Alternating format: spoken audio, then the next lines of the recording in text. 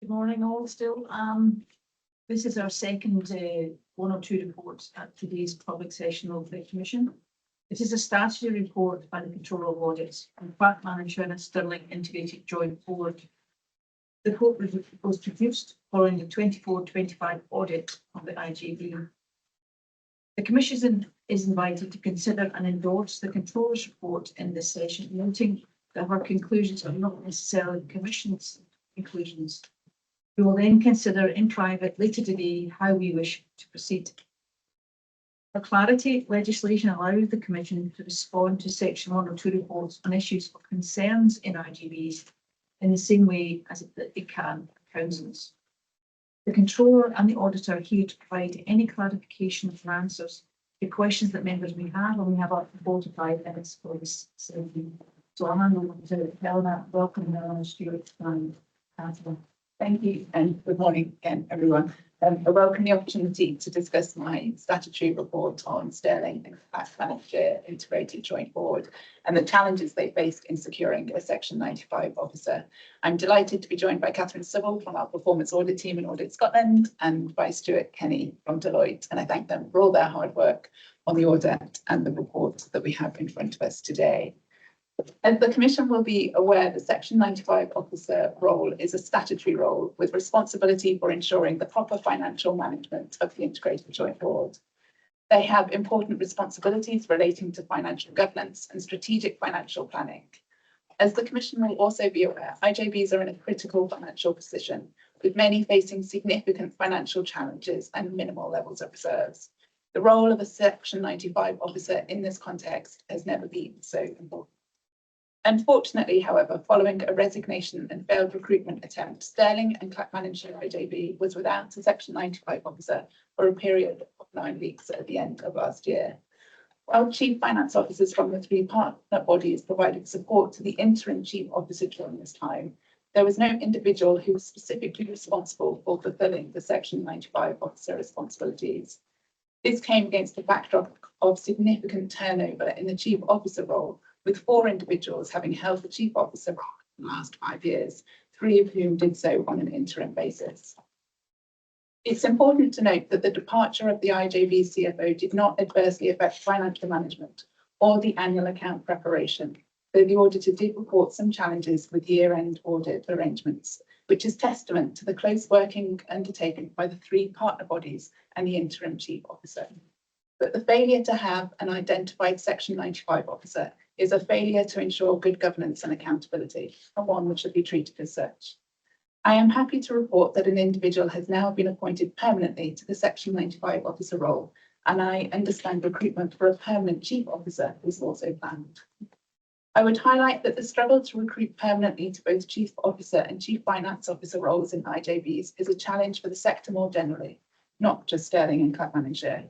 Over half of IJBs experienced a change at either CFO or Chief Officer level in 24-25, and appointments were frequently made on an interim basis while a permanent replacement was sought. Such instability in leadership teams and the impact that can have on strategic planning is concerning given the significant challenges faced. My report therefore makes a number of recommendations that are applicable, I think, to many across the sector, specifically the importance of ensuring that contingency arrangements are in place to ensure that statutory responsibilities are clearly delegated to appropriate individuals should an individual depart before a replacement is found. I'll pause there, but we'll do our best to answer questions. Thanks, Helena. And to help the facilitate the next session, we've structured a discussion around 3 main subject areas covering governance and risk management, leadership, collaboration and workforce, and financial management. So to start the questions, I'll ask Andrew to lead over. Okay, thanks, Joe. Thanks, Helena and colleagues for the report. I wonder if I could just go straight to the crux of this. I mean, really, as you said, Helena, IJBs right across Scotland are facing critical financial position, and the situation that Fact Manager is in isn't radically different from many other IJBs. And thankfully, as you also said and is clear in the report, nothing went financially belly up during the period of there being no identified Section 95 officer, but it's a legal requirement. And I'm just looking at the section of the report that deals with the November 2025 IJB meeting, where the vacancy was sort of reported. And it appears, it seems a statement of fact that officers indicated that all statutory requirements were met and there were no legal issues identified. I assume, as an accounts commissioner, that led elected members and members of the IJB to feel that they weren't doing anything unlawful, but in fact, it appears that it is the case that they were. And I'm just at a loss to understand how that came about. Was it just a misunderstanding? Was it just an error of judgment, a genuine mistake? I mean, because it does seem to me, from what we've got before, is that officers of the IJB reported that everything legally was fine when everything legally wasn't fine. And in essence, the Act was not being adhered to. And whilst, as you said, as I've sort of confirmed, thankfully, nothing went wrong, and the individuals who stood in to fill the vacancy collectively, there was more than one of them, obviously did a pretty good job in making sure that everything was done that required to be done. There was none of them were identified as an individual Section 95 officer. And I don't know if you'll be able to say any more about how that happened. Maybe there's no answer to it, and I think you hinted at this in your opening comments, and it's a pretty important point to get out there to other local authorities and IGBs, so this isn't repeated in the future. Because whilst nothing's gone wrong on this occasion, given the situation that IGBs are in financially, it could do in the future. We'll try and shed as much light on that as we can, but it's obviously a complicated picture. I think, as you said, the chair raised the lack of a designated Section 95 officer at the November meeting, and the minutes of the meeting highlighted that they'd noted that assigning specific people to these positions is essential for meeting statutory requirements. But as you've also noted, there was advice provided at the meeting that there were no legal issues identified. So it feels like a slight mismatch between that. Bringing the team, because at the time the IJB did not have a formal process for legal advice at that time, which I think has since been resolved by the interim chief officer.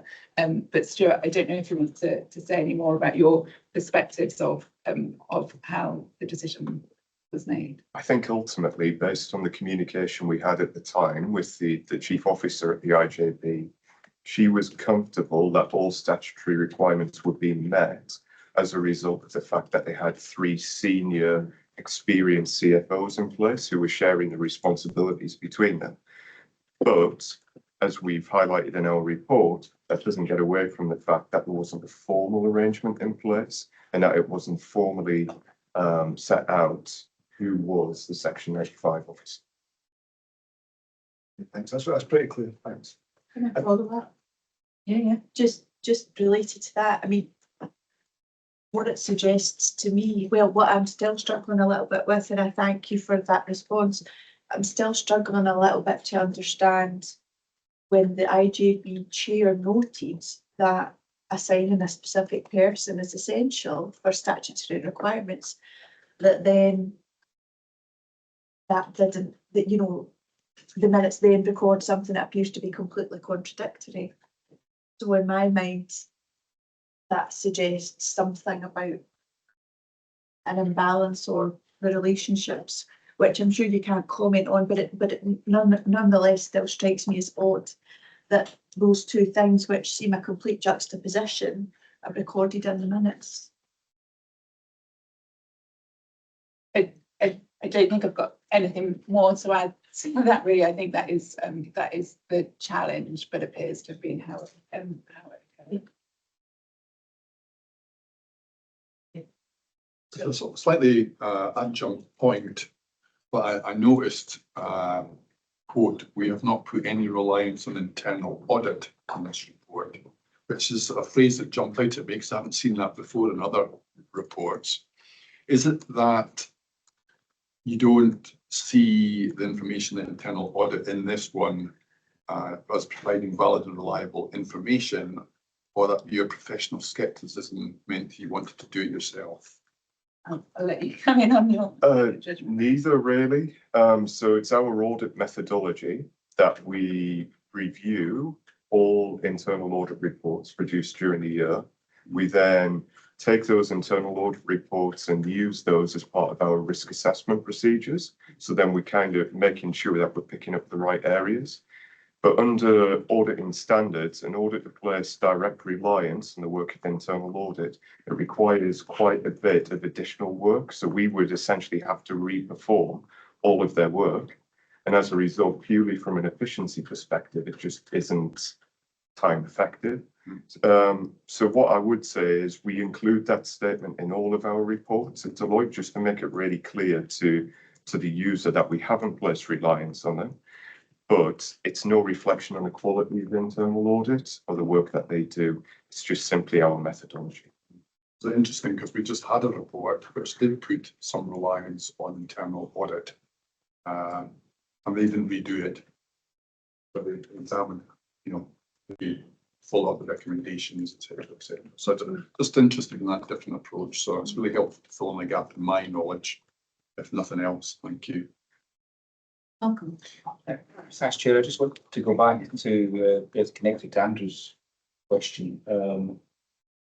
And I mean, I understand that members were told there's no legal difficulties with the path that was suggested.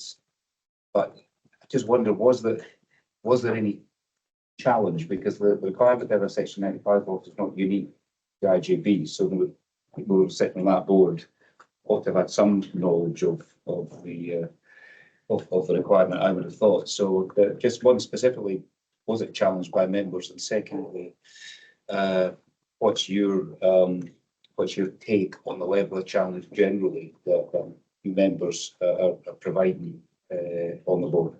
Yeah, bring Stuart in to talk about that particularly. I suppose the other observation I'd make in terms of the discussion that happened in November, or the concern that the chair raised at that point, recruitment was underway, and an interim appointment was then made in December. So I think there's obviously a recognition as well that the recruitment can take time, but it was underway. I think what I'm not clear on is whether there was a discussion about that interim period from November to the appointment being made, about whether there was a discussion to formally delegate the responsibilities, as we've highlighted, that didn't happen while recruitment was underway, or whether there was that discussion around what would happen if recruitment wasn't successful as well. But Stuart, I don't know if you want to say a bit more about the challenges, the dynamics as well, and that sense of challenge and scrutiny. So in terms of scrutiny at the board, so I've been involved with the audit since September 25. So I can't really comment on the challenge prior to that, but since I've been involved, I think the challenge has been appropriate and proportionate. I think in relation to this particular scenario and this particular situation, I think the situation was very much one, they understood the position across IJBs in general, across the country, where there is a real struggle in terms of recruitment. And so there's an acknowledgement that actually alternative arrangements may need to be taken into, may need to take place. However, that doesn't get away from the fact that there was no formal arrangement put in. Christine? Yeah, it was just around that. I think I just wanted to understand. So they understood, the IJB really did understand the position, but they were unable to influence, shall we say, what happened in that period. What about the partner organisations? Because they were providing the support, but they would definitely still have been aware of the legal obligation. Can you comment on that? Stuart, I don't know if you want to talk a bit about the conversations that you'd had. I think it's also important to note at this point, as the timeline sets out, that there was also an interim chief officer who moved on in December, and a new interim chief officer arrived in December. So there's a lot of change happening within the officer space as well. But in terms of the partner organisations and the support that they provided that interim chief officer. So I think with specific reference to the Section 95 role, there was an acknowledgement by the interim chief officer at the time that there was a need for senior finance expertise within the IJB, given the fact that they didn't have a formal individual in place, which is why the chief officer at the time went out and sought that additional support from the three partner bodies. The three partner bodies, the CFOs were heavily involved, splitting out all of the key responsibilities of the Section 95, including obviously the audit query and all audit queries in order to allow us to finalise the audit. But then also we note that they continue to present financial reports through to the board during that time. So there doesn't appear to have been a real decrease in terms of the activities of the Section 95. However, I come back to it in terms of our actual, well, the conversations that we had at the time, there was an acknowledgement that there needed to be this additional support, but there wasn't a need at the time for that to be formally agreed upon because of the wider situation within the sector as a whole around recruitment and the fact that they were going through a recruitment process at the time for a Section 95. Gosh, right, thank you. I suppose it's a broader point around this question of people understanding what the legal requirements are and that kind of maintenance of institutional knowledge, because with a lot of churn in potentially officer level roles, are we in a situation where the people who are supposed to be challenging haven't got the knowledge about what is and is not a legal requirement? And I just wonder whether you've got any thoughts, probably Helena, but about what's covered when people are inducted into roles like our GB chairs, about this is what you are fundamentally responsible for making sure legally happens. And even if all the other personalities move around, that individual can be the guardian of making sure that legal requirements are met. Because my sense with this is this could happen in other places and it could happen with other types of statutory role where people just don't understand that this is something that they have to insist is in place rather than there's a different way of delivering it. Yeah, and I think there's, I mean, I can't comment on the specifics of the induction process, but I think, you know, within this IJB, the chair rotates every, it's in your chair appointment every 2 years. And I think it is important as part of that, that as you say, there is a clear understanding of the roles and responsibilities. And I do hope, I suppose, that in bringing this report in highlighting them, it's an opportunity to highlight the importance of these statutory roles and the importance of having those conversations. I would highlight though that the IJB scheme of delegation is explicit about the importance of the CFO role and recognises the risk that the CFO may be absent or otherwise unable to carry out their responsibilities, and that a suitably experienced and qualified person can be formally appointed to carry out the role in the CFO's absence. So it's recognised there and it is captured within the scheme of delegation. Thank you. Okay, if there's nothing else on governance and risk management, move on to leadership, collaboration and workforce. Angela. So it's slightly related to governance, Joe, if you don't mind. I just wonder what lessons learned the IJB had taken from this particular episode in terms of their wider legal responsibilities, not just in terms of posts, but more broadly. And is it an indication of governance that does need to be sharpened up? So I think, as I've already mentioned, there's been quite a lot of change within this IJB with a new chair taking place, interim chief officer and the interim and now permanent chief finance officer being appointed. So I think there's lots of reflection, I think, that for both the IJB and the sector more widely around that. I think in relation to that question though around, I suppose the question of is this indicative of a wider, a systematic failure of governance and leadership within the IJB, putting aside the impact of a significant turnover, I think, of chief officers, as I mentioned, that has been a significant turnover, but they are not alone in that. I think we can, and Stuart will want to come in on this in more detail, just talk about the governance arrangements more generally within the IJB. So they established a finance audit and performance committee in February of last year, which brought together two separate committees to focus on audit, risk and finance. Now, they didn't produce an annual assurance statement at the time as it was partway through the year, but they have since produced an annual assurance statement in that new format, which was presented to the February 2026 meeting. So again, there's a point of governance that is happening. However, on the other side, they are due to update their integration schedule, as are, there is that rolling review of those. Now, that is still pending. And I believe 2 out of the 3 partners have agreed to that integration, updated integration schedule. But Stuart, I don't know if you want to say any more around leadership and governance more generally within the IJB. I think the first thing that I would just draw out is obviously our report is focused on the financial year 24-25, and this obviously happened post year end. As a result, we haven't specifically gone into a lot of detail in relation to the kind of governance arrangements during that 9-week period. We will be picking that up as part of our report that we issue in the autumn. So we will be focusing on this in quite a bit of detail. However, from a wider perspective in terms of 24-25, we didn't identify any other significant issues that we wanted to draw out in relation to the general governance arrangements at the IJB.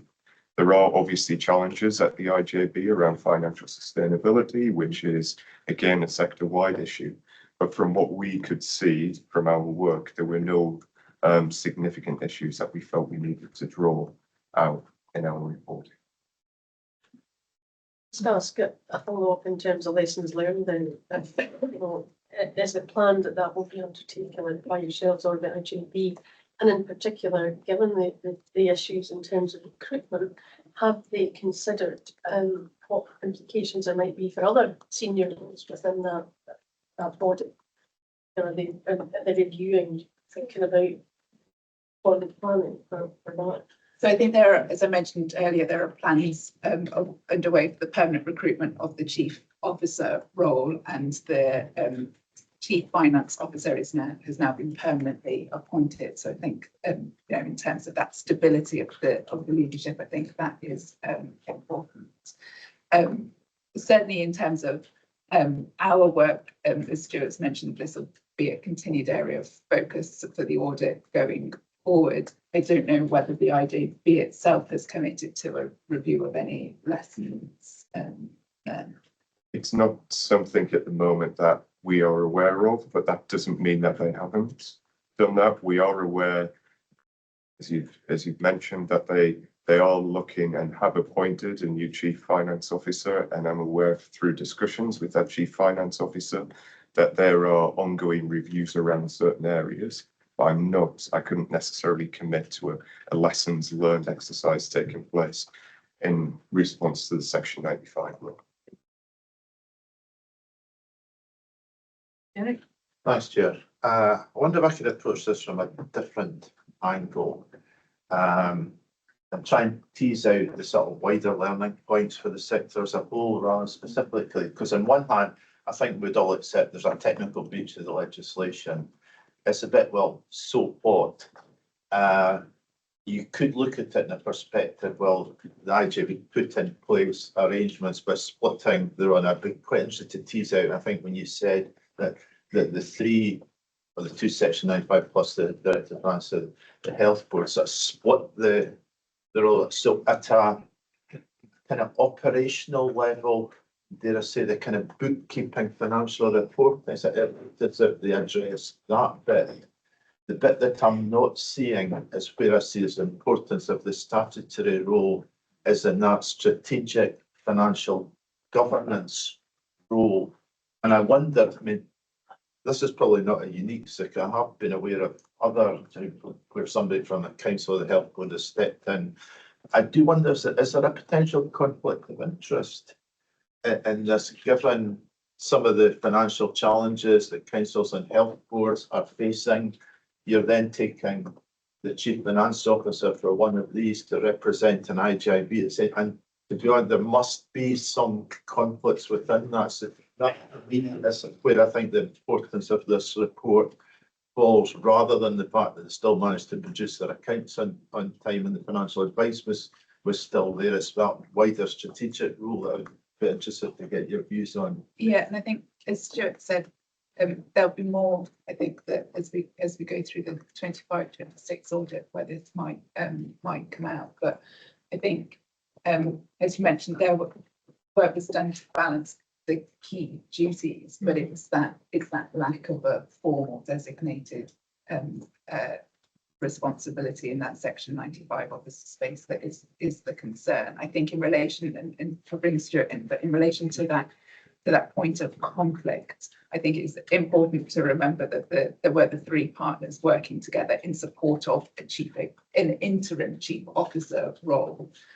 So I would have thought in that context, those any perceived real conflicts would have been managed by that chief officer in that role as well. But Stuart, I don't know if you've got more to say about how that may have worked in practice as well. So the first thing I would say is we didn't identify any conflicts of interest during our work.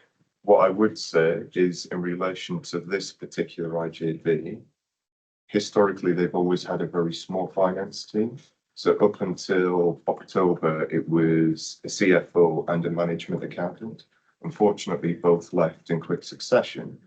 But there's always therefore been a heavy reliance on the individual finance teams at the three partner bodies. So they've always been very involved in the process anyway.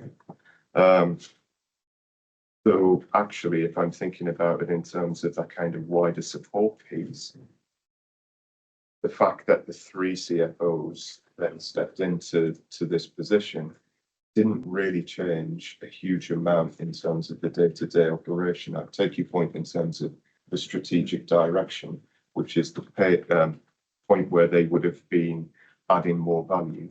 But on a day-to-day basis, there was very little change in terms of the kind of operations of the IJB financial.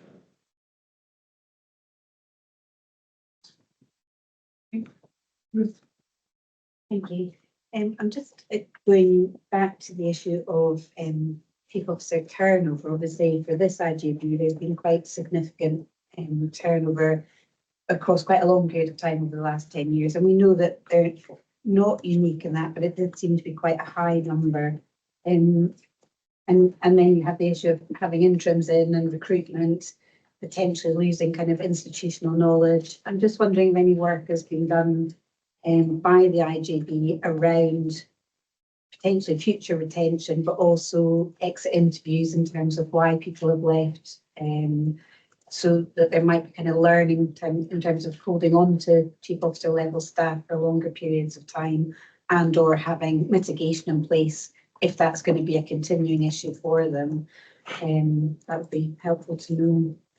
So again, I'm not sure of any wider review that the IJB has done. I think, and Stuart and Catherine might to come in on a bit more of the detail, but the previous permanent chief officer left sort of 3 years ago, I believe, for a post in the NHS. And since then, there have been interim appointments, all of which have moved on and had to be replaced. I think, as I outlined before, that there is a wider sectoral challenge here. I don't think there's been any structured, systematic review of that. But as with any sort of consideration of turnover and recruitment challenges, I suspect it's around a combination of issues relating to supply, salaries, and then also the nature of the role. The CFO role is a really important one, but it is a challenging one, and I'm sure that is probably part of the picture. But I think it is a good question. But I don't think there has been that systematic review at a sectoral level either, around the challenges around recruitment and retention in these roles. Yeah, it's helpful because you can just see why problems kind of build up when you've got that kind of turnover, and as you say, it's happening in other parts of the country as well. So it is an area of concern, because then you start to have issues like this popping up. And I think absolutely it is a sectoral wide issue of concern. I think it was highlighted in the Commission's own recent financial bulletin for the sector. And I think particularly when you see the challenges facing the sector and the importance of leadership in navigating those challenges, such turnover is an area of concern. Andy? Maybe a bit of a random question, but if I picked this up correctly, this is the only IGB in Scotland that got three parties around that. And we know Highland is slightly unique as well. So given your kind of awareness of IGBs and structural governance and all the things we've been talking about, I think I'm picking up from your report that it's probably a bit aggravating for the auditor to have to deal with three sets of accounts. We can understand that. But is there any advantage that you can see in governance terms to having three bodies part of the model or one of the models? I'm not sure I note an advantage. I think with anything where there are partners involved, there are challenges. And I think we obviously know that the IJB had challenges in agreeing its budget last year. Again, they're not alone in that when there are only two partners involved. So I'm not sure I feel, I don't know whether Catherine from a more sectoral wide position would feel able to comment on that. I don't think there's anything specific in either direction that I'd want to suggest it was a positive or a negative in terms of the structure. I think a sort of a slightly sideways point is around actually the discussions and the conversations that were had on that weekly basis by the three different parties in support of the lack of a chief finance officer. Certainly what came through in the discussions with those individuals was a more positive relationship across the three of them that came out of the exercise. Yeah, that takes us then to a final section, which is financial management, really a significant issue in terms of the issues facing IGB. Can I ask Mike to go? Expect the answer to my question will be short, because it really relates to why the issues of financial sustainability. The strategic issues were taken forward effectively during that period of absence, which I suspect we'll see that next year. I would like to pick up on this point about the collaboration between the different finance officers, because I think one of the broad challenges of the IJB structure is really that in order to achieve financial sustainability, you do need very close partnership across all of those. So is there anything positive really coming out in that area in terms of that underlining of the vital importance of them working together to accommodate them?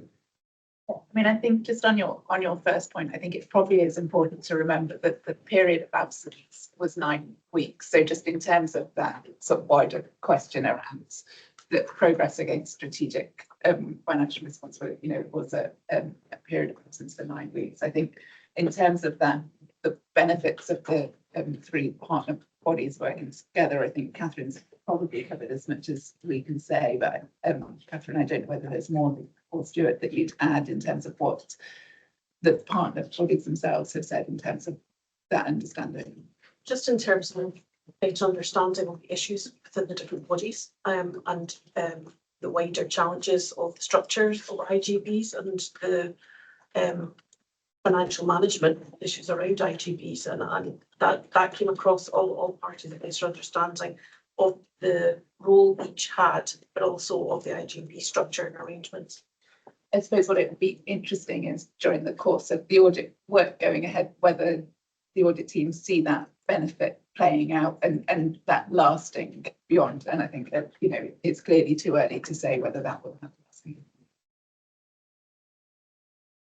Any other questions around financial management? Carol? Yeah, it's just a wider question. It says, they've not got any reserves, and they're not necessarily getting to that position.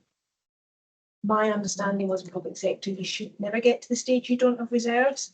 So how are we getting in this situation and more widely to a stage where we have bodies without reserves, and what lessons or governance can be put in place that they don't get to that criticality Yeah, so I might bring in Catherine to talk a bit more about actually, because at a sectoral level, you know, Plant Manager and Sterling IJB are not alone.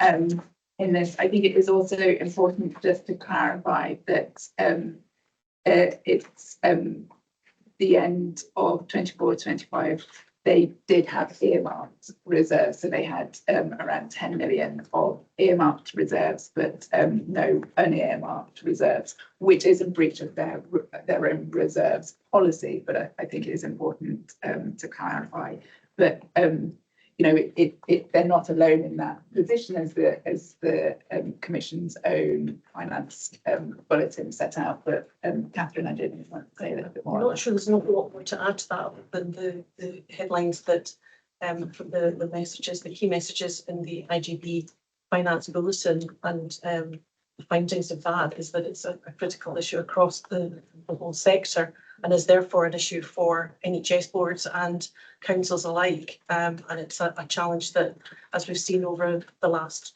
2 or 3 years that we've been reporting on, it's a deepening issue across the sector. Any other questions? I think we've probably covered the broad spectrum of things, because it's not just about this IGB, it's also about the sector as a whole. So thank you for your contributions today, and we will ponder and consider in private our response to this report. Thank you.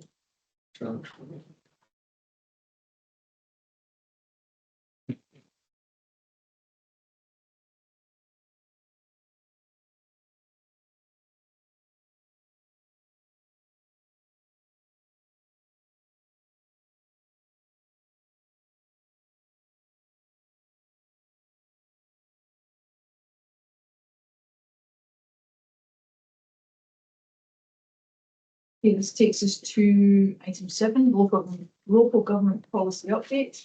And Joe. Thanks very much, Chair. A couple of updates from the last meeting and a couple of other recent updates to add to the report. So it turned out I was overly pessimistic about the consequential funding for Scotland from the UK government covering English Council's debts from special educational needs and disabilities. Paragraph 9 of the report sets out the funding that Scottish Government will get in 26-27, and then in 28-29 there's 2 different bumps of that funding coming.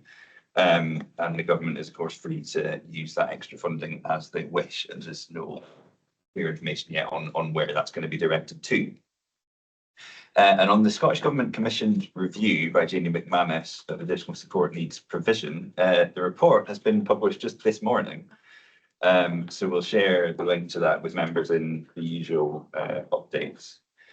Other recent updates: the prospect of strikes by teachers in schools in some areas of Scotland has, since the report, will have become more imminent and then receded again.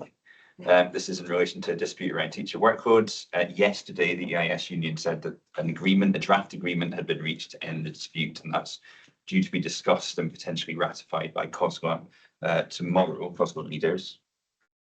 And one other thing to quickly note, which is that the LGBF National Overview Report on Council's performance data in 24-25 was published yesterday.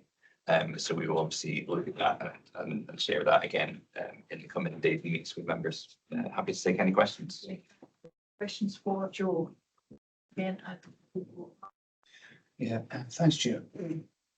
Not really a question as much as a comment on paragraph 27, where West Lothian Council stopped public broadcasting of its meetings, and I totally appreciate councils under pressure and they're making assessments in areas they can make cuts, and you know, I'm not disputing they have a right to do that, but I do find it slightly concerning, given over the years councils have progressively added this, you know, as an issue around transparency and openness and access here. And I was also surprised that the saving of 51,000 per annum, because again, my understanding is that most of the costs in these systems are upfront capital costs, and once they're installed, other than license fees and whatever else, there's that much. So again, I'm not disputing any of that, but I just want to note, I just find that a bit concerning. I think we might lose quite a lot if other councils go down that route. Yeah, definitely take that point, and interesting, particularly in the context of the council having had such a strong response to its budget consultation.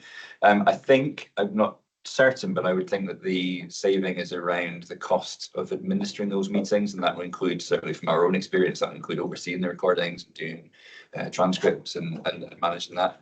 I mean, it's judgment to make about whether that's a reasonable estimate of the saving and how that will be realised in kind of financial terms.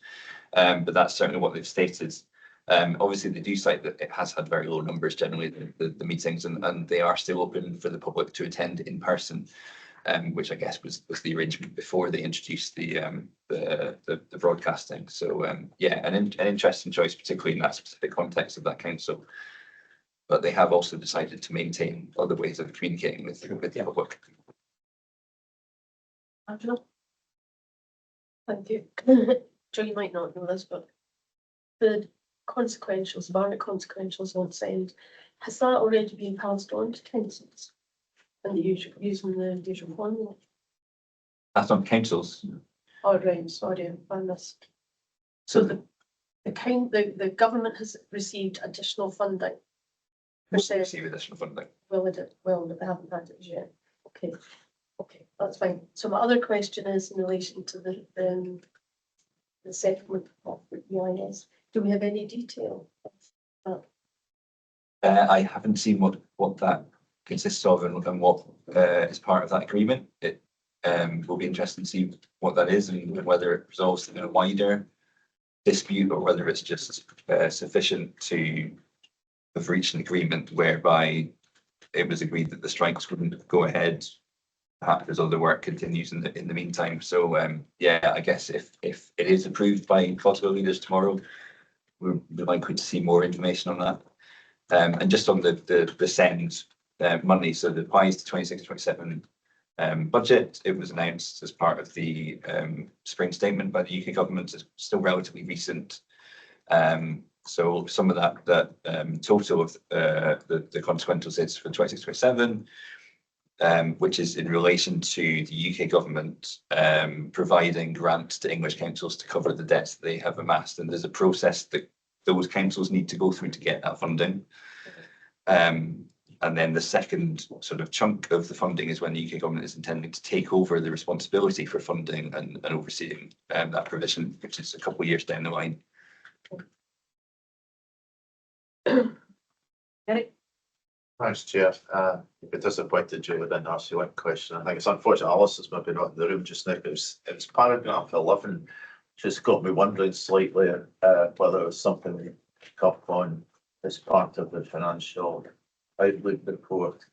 Because I understand there's a press angle in this. It's 100 million seems a big figure, but I think you put in the context of the 4 billion actually raised, but that's in 1 year. And the reality, this debt will have been accumulated, possibly going back to 1993. So I think I just wonder if there's something we maybe need to pick up on, and it does raise a question. I was seeing a drop off or an increase in the level of debt given the wider sort of economic situation. So I'm just sort of putting down a marker. I think it's really something we should pick up on as part of our next overview report, seeing if there's any trend in that we should review. But yeah, I know you can't do much about this press speculating. Yes, 100 million is a big number, but the reality is there's a very high collection levels in council tax historically, and it's a very small proportion. I think I agree in terms of the trend. That would be the interesting thing to look at. Obviously, councillors will fairly regularly be writing off debts that are of a certain age and that they don't think they're going to be able to recover. So is this figure bigger than it has historically been or smaller than it has historically been? Something to look into if we wanted to pursue that. Christine? Yeah, it's just a quick question. Well, actually, comment in response to what Malcolm has said about them stopping the broadcasting of the council meetings. I'm just surprised at the figure of 51,000, because even if they don't broadcast it live, to have it available afterwards, I would have thought was useful, probably not that expensive. And in terms of public scrutiny, I would, if I was living there, I would want to be able to go and look and watch concerns be being debated, so.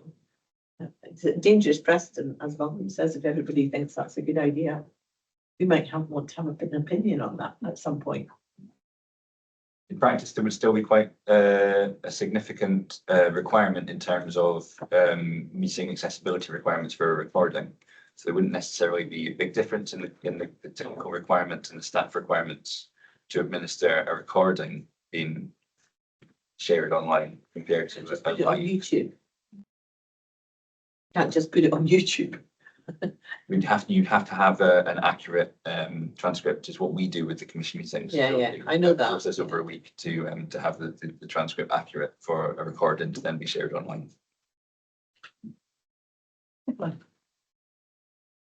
Yeah, just picking up your paragraph 16, Joe, about the UK government's reform around SEND, SEND in England, different terminology from what we have here, but thanks for mentioning that the Scottish review is being published today. I just wanted more of a comment and a question. I've delved a wee bit into this out of interest, and the white paper, the English white paper, has obviously caused a lot of controversy, and everybody will have seen the kind of public outcry in the press. But there is more within the white paper than simply the SEND reviews, reforms rather. And there is aspects of the white paper that are around the recruitment and retention of teachers, which I do wonder whether there's something in there that might be worth us looking at, albeit the systems are different.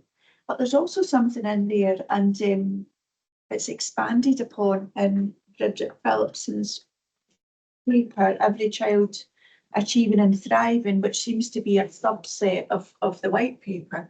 And I need to look into this more, but in addition to looking at children with additional support needs, there's and it was picked up by the BBC, there's a comment in there about this new this set of reforms transforming outcomes for white working class children who are currently being left behind. And it's quite a bold statement. So I mention it more because I'm intending to kind of look into that a bit more. Presumably there's a strong evidence base, otherwise such a statement wouldn't be made. But it strikes me as quite unusual. So just for noting, really, but look forward to reading the Scottish review.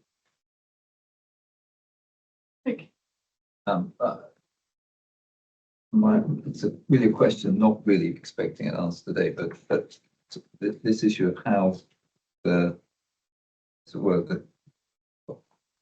this funding is obviously not hypothecated, so it's up to the Scottish Government what they do in relation to the SEND money.